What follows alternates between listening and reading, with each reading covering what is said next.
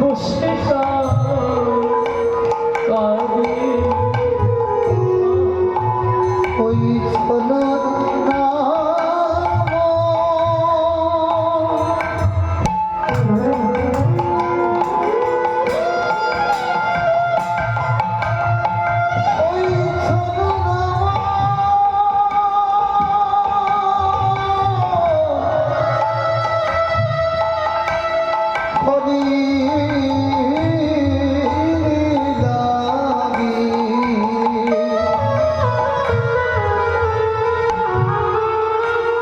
সখী বসে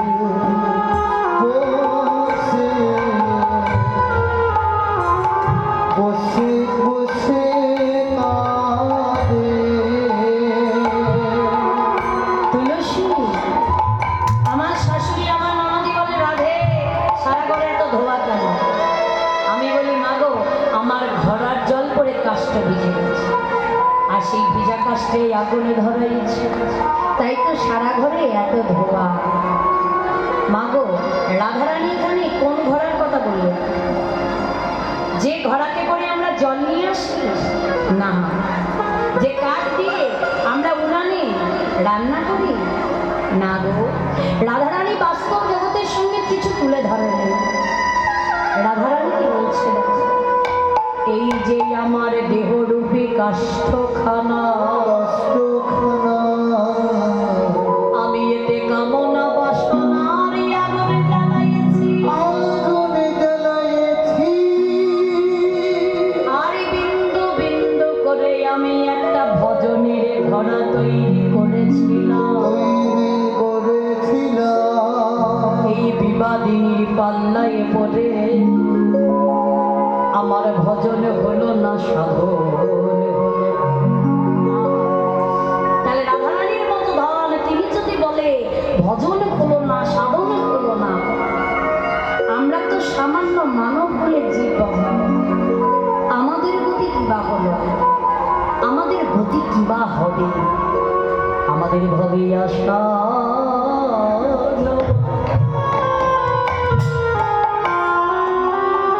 আসা যাওয়া সারে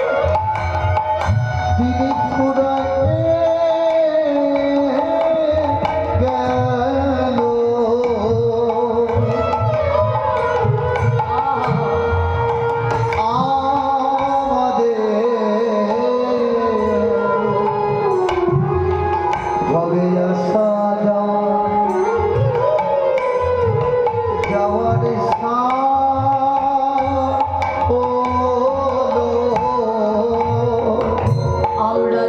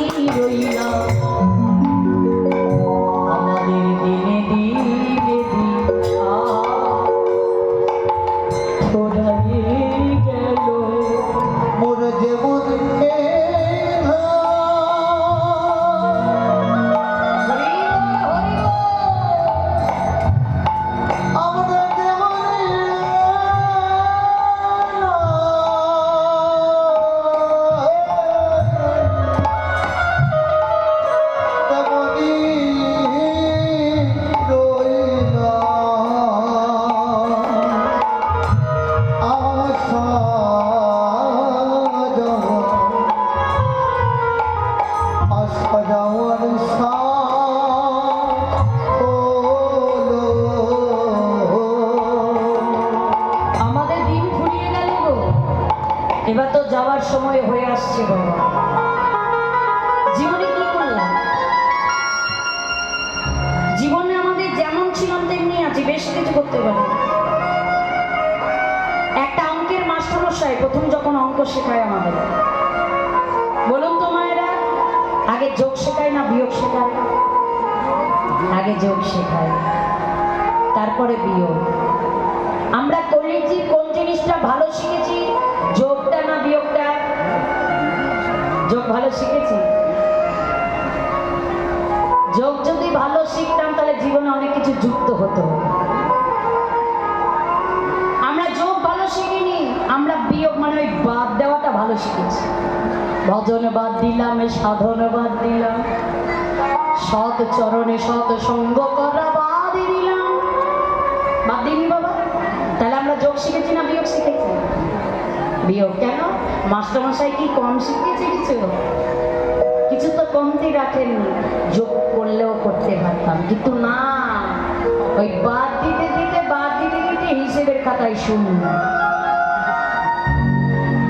শূন্য ফেল করে গেলাম। তাহলে আর কি হবে? পরবর্তী ক্লাসে যাওয়া যাবে। যদি ভাবি পরের ক্লাসে যাবো আর যেতে পারবো না, ফেল করে গিয়েছি তো, আমাদের জীবনটাই সার হয়ে গেল। তাই আজকে তুলসীকে বলছে, তুলসী তুই এক কাজ কর, আমার বধূর সংবাদ আনতে কাননে গমন করো, এই এখনো না তুলসী একবারে বনে জানা,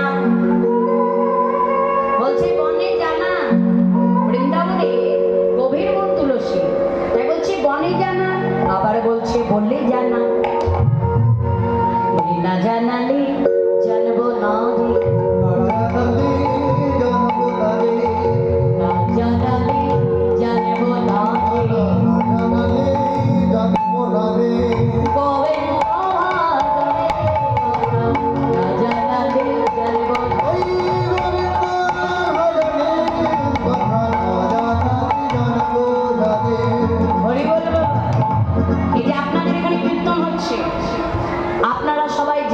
তবে এসেছি, না জানলে আসতেন না, আমরাও জেনেছি তবে এসেছি।